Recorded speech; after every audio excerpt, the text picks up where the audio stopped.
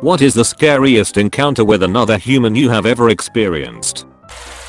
Once, whilst getting stoned with mates in a graveyard at about 16 to 17, my friend's little brother was suddenly accosted by an absolute giant of a man and a pair of his cronies. We had seen them coming, but didn't expect any violence. He grabbed my mate's brother in a headlock and said we are gonna go shave his head. I'll add that we were all the typical long-haired, black denim and Pantera t-shirt spotting types. Getting verbally and occasionally physically abused was kinda standard. Thinking that they were probably joking to a degree, I pulled my friend out of the hold. Well, next thing I know I'm being punched around the chops by a guy a solid foot taller than me, a decade older, and with strength and a reach that I couldn't possibly compete with. I spent a lot of my childhood getting beaten by adults, but by this point I thought I'd got through that part of my life. He held me by my neck and just kept punching me until I hit the ground. By this point my collective of mates are doing all they can to stop him, but he's swatting them like flies. One calls the police. Once I'm on the ground he kicks me in the skull, 11 times in all. I'd heard he was wearing steelies, but I'm not entirely sure if that's true. But he just would not stop throwing all he had at my skull. The last kick was under the chin and everyone heard a massive crunch. It was enough to make my attacker stop and run away. It's okay though, it wasn't my neck, but I had just had 7 of my teeth shattered whilst biting through the edges of my tongue. Was left with a dodgy eye, memory and spine. Still get weird headaches since then too, but I got off lucky. Because I don't bruise, the hospital kinda dismissed me upon arrival and I then had to go give a statement. It was over time that a lot of the more frustrating issues became apparent. They caught the bloke. He had to pay me £120 towards dental bills, but most importantly my friends were all fine. I've been getting my ass kicked by people for years, so I'm happy it was me and not them. I've just no idea why he was so determined to seemingly kill me. He died a couple of years back now. Good riddance.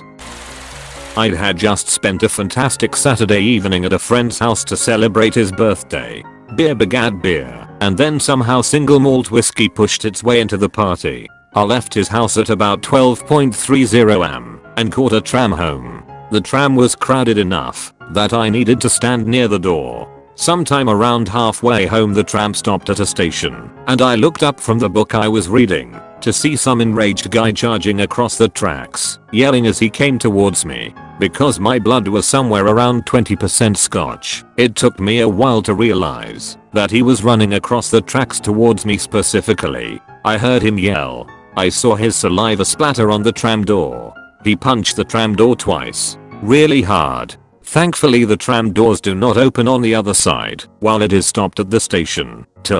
As the tram began to depart he still held on for a few seconds while some of the other folks on the tram, safe in the knowledge he couldn't get in, started to tease him. Incidentally, they called him a prawn, which was not an insult I'd heard before.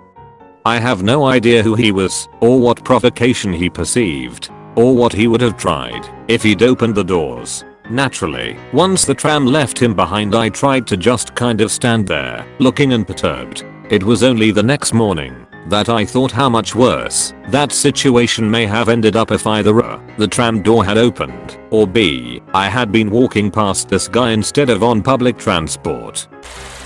This happened when I was about 9 or 10. It was around 8:30 on a Tuesday or Thursday. My parents and I were watching TV when there was a knock at the door. My dad got up and answered it to see a man standing there with a white van behind him. He looked like he was in his early 30s. My dad went outside to talk to him as I hid behind the TV stand and waited for him to leave. It was hard for me to hear what they were saying, but I could hear my dad say, "No thanks and we are good."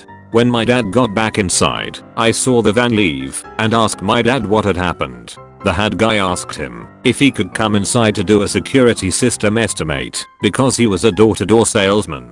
My dad said he could see a bunch of other guys inside the van staring at them. When they left, my mom called the neighbor to ask her what was going on. Apparently they had asked almost everyone on our street the same question. My neighbor called the police and started to follow the van. The guys caught on, and when my neighbor turned around to go home they started following her. She eventually lost them, but the whole ordeal was still scary nonetheless. The first apartment I was in, I moved in right after some coworkers. After living there for a bit, my coworker's jacked ass drug dealer showed up pissed off. When I answered the door, he wanted to come in and talk to my coworker. I said it was just me and my GF. I didn't want to wake her up, so I took the conversation outside. Turns out, he just got out of jail and needed $200. I talked him down saying that $200 wasn't worth any more time and to just let it go after what felt like an eternity. He finally thanked me and left. I didn't sleep well until I left that apartment. I used to work as a cashier in a Middle Eastern restaurant and we'd get a lot of interesting people coming in. One day while the manager and cooks are busy, a pretty normal looking guy comes in and asks for water. No biggie. Then he starts asking questions about what ethnicity the owners are and if I'm related to them. And while those questions aren't inherently threatening, he spoke the same way the Joker does. Like he's about to do something bad to you and you can't escape it because he's already set up a trap. He leaves. He returns less than a minute later with a black duffel bag and another guy who looked homeless blocking the doorway.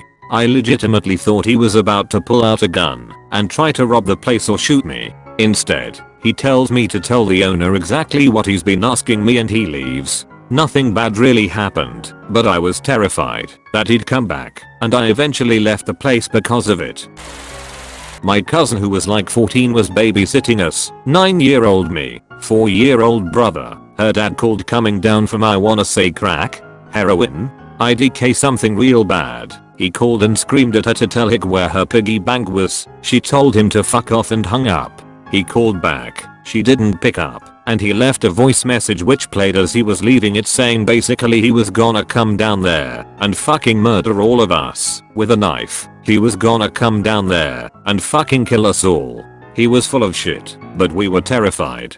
Can you imagine the pure fear a 9-year-old feels when a grown man who sounds crazy says he's going to murder her with a knife? So we prepared.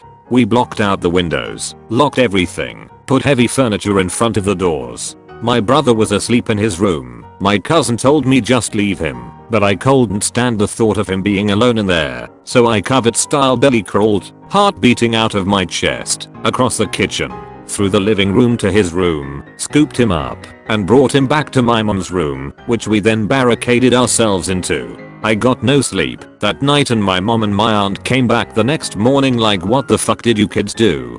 But I was honestly just happy to be alive and that my mom was home again. The worst part of the whole thing is, when she got home her dad had sold all of her belongings. I mean everything. Her bed, her dresser, TV, it was all gone. It was just an empty room. He's clean now, but I still hate his fucking guts. Fuck you Uncle Donald. When I was 15, I regularly was at home by myself, since both of my parents worked full time and my brother had moved away to college. Well, one day during the summer I was just relaxing at home, when all of a sudden someone knocks on the front door. I get up and check the peephole and see two guys just standing in the driveway just off the porch. One of them wearing a suit, the other wearing sweatpants and a hoodie, but facing away from the house, like he's playing lookout. I decide to ignore them, cause they'll go away, right? Wrong. They continue knocking, but getting progressively louder and more aggressive.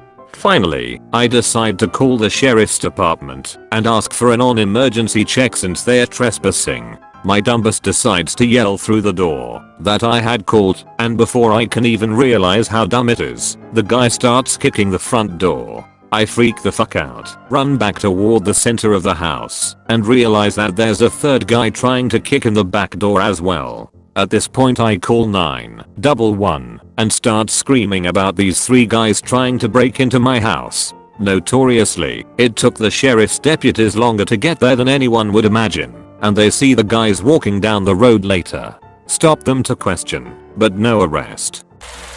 I was driving through a somewhat rough neighborhood at night, late after a movie, and while sitting at a light we saw this guy in a beat up car take a bump of cocaine next to us. We make eye contact. As the light turns green he merges behind us and then proceeds to follow us around flashing his lights and honking his horn for several blocks. We pull up to another red light. He pulls up next to us yelling at us to roll down the window. Turns out he just wanted to let us know we had a tail light out and then drove away.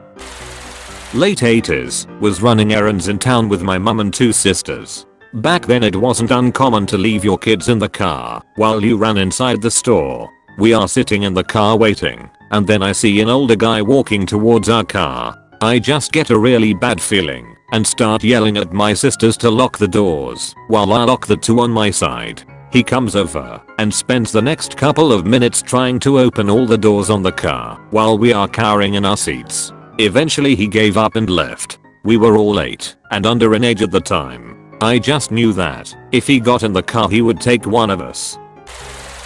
You have a message from the scared man. Like and subscribe to have a normal day.